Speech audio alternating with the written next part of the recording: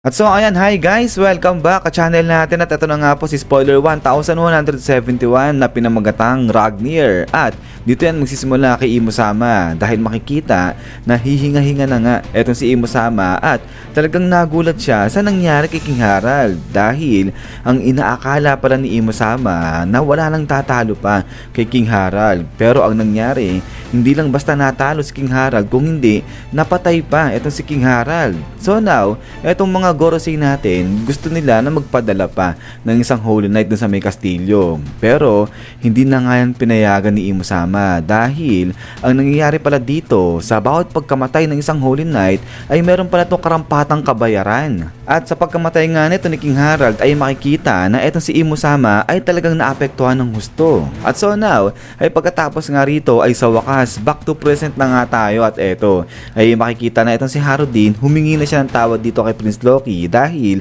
nalaman niya na yung buong katotohanan. Habang sa kabilang banda naman ay etong si Elder Jarol pati na etong si Gaban ay talagang nagulat sila sa narinig nilang balita na meron palang kayang pumatay ng isang Holy Knight. At eto talagang namamangha sila, talagang nai-impress sila sa Devil Fruit na taglay ni Prince Loki. At then ay suddenly ay dito na nga ngayon biglang may nahulog na skeleton warrior dyan sa may underworld. So now ay salita na nga etong si Prince Loki at sabi niya nga rito sa kanyang mga kasamahan kala Harudin kala Luffy na mauna na etong sila Luffy na umakyat dun sa may Sun Realm at etong si Prince Loki na yung bahalang lumaban rito sa skeleton warrior na to. At saka kiniklaim dito ni Prince Loki na kaya niyang lumipad. So yun, marunong lumipad para dito etong si Prince Loki. But then ay dito nag-decide si Luffy na hindi muna siya aakyat dun sa may Sun Realm at magpapaiwan muna siya rito sa may underworld para panoorin kung paano makipaglaban etong si Prince Loki. At dito na nga ngayon hinarap ni Prince Loki at kinalaban yung nahulog na skeleton warrior at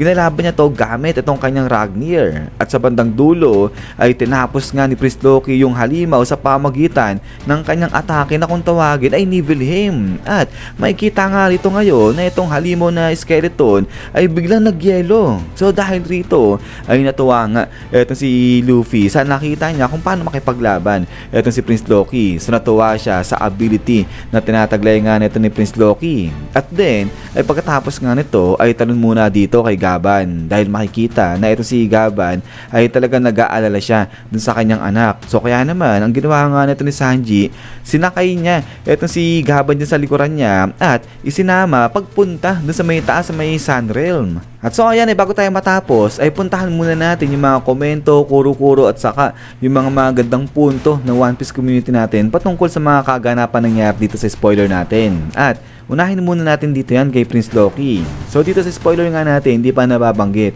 o hindi pa nare-reveal kung ano talaga yung itsura ni Prince Loki kapag nag-transform na siya. Kasi diba ina-assume natin na yung nakakain nga na Devil Fruit ni Prince Loki isang Zoan type na Devil Fruit. So now, yung mga nag-a-arise nga na kuro-kuro dito na yung itsura o yung kapag nag-transform na etong si Prince Loki, possible na baka isa siyang Nidhogg. So itong Nidhogg na to ay isang nakakatakot na creature sa may Norse mythology at yung itsura nga niyan ay parang katulad nito sa mural na nakita dyan mismo sa may Elbaf. So parang katulad ng isang sobrang laking sawa o sobrang laking dragon. So kaya nga sinasabi na baka eto rin yung nakain nga ni Prince Loki na Devil Fruit at kapag nag-transform siya, magiging ganito yung kanyang itsura. At saka isa pa, yung pinagbasehan dito ay yung sa atake ni Prince Loki na nabanggit nga kanina na Nibelheim. Kasi itong Nidhogg na to sa may Norse mythology, nakatira yan dun din banda sa may Nibelheim. So ayan, yung mga pinagbasihan rito. Pero kung ako lang naman sa tingin ko dyan, baka hindi ito yung nakakain na Devil Fruit ni Prince Loki. Kasi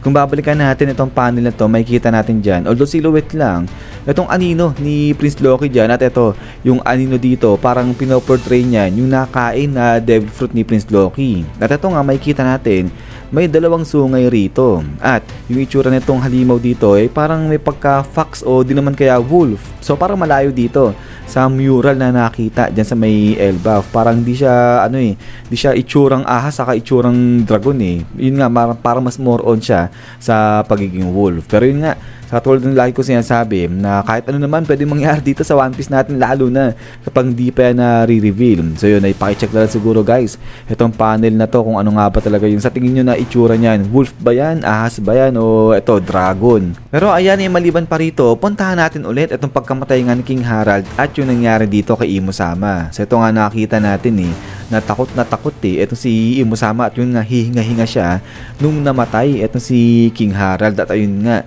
nasabi nga rito sa spoiler natin na bawat pagkamatay ng mga Holy Knight ay meron niyang kabayaran. So dito ay hindi kaya possible na ito yung isa sa mga kahinaan o weakness ni Imo-sama, na yun nga kapag may namamatay na isang Holy Knight ay pati siya maapektuhan. So parang ano ba yan, ibig sabihin ba possible na mauubos din o para naapektuhan yung life force neto ni Imo-sama, kasi kontrata yan di ba nga sa pagitan ni Imo-sama at saka nga ni ng mga Holy Knights. Kasi di ba ang parang nangyayari dito, once na matatakan na ng seal itong mga Holy Knights, bigla-bigla silang lumalakas So ang datingan, yung lakas nila nagmumula kay Imo-sama. So kaya ayun, baka nga possible nito na kapag namatay itong God's Knight o yung Holy Knight ay maapektuhan yung life force, o di naman kaya baka yung kapangyarihan din ni Imo-sama ay unti-unting humihina. So kaya yun, hihinga-hinga at saka takot na takot dyan itong si Imo-sama. At yun pa pala, bago ko makakalimutan, ay nabanggit din pala nito ni Imo-sama dito sa spoiler natin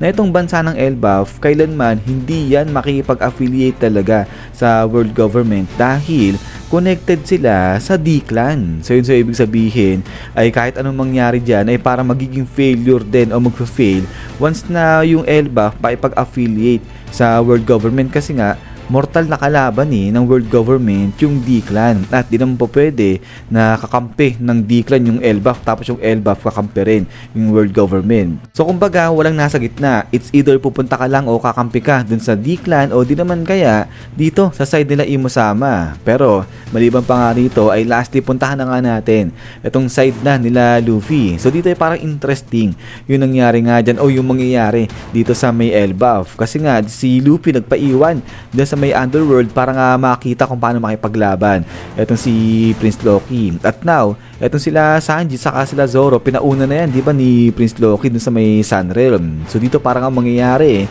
ay etong si Prince Loki saka nga etong si Luffy, pagdating sa dulo sila yung lalaban o haharap din kay Imo-sama na pinoposes nga ngayon etong si Gunko. At eto namang si Sanji at saka si Zoro, silang dalawa yung haharap din naman sa grupo o sa side na nila Dory sa kanila Brogy. Pero yung isa pang interesting dito, kasi kasama na ni Sanji ayan si Gaban. So baka ang mangyari pa niyan, magkaroon nga ng rescue operation dyan.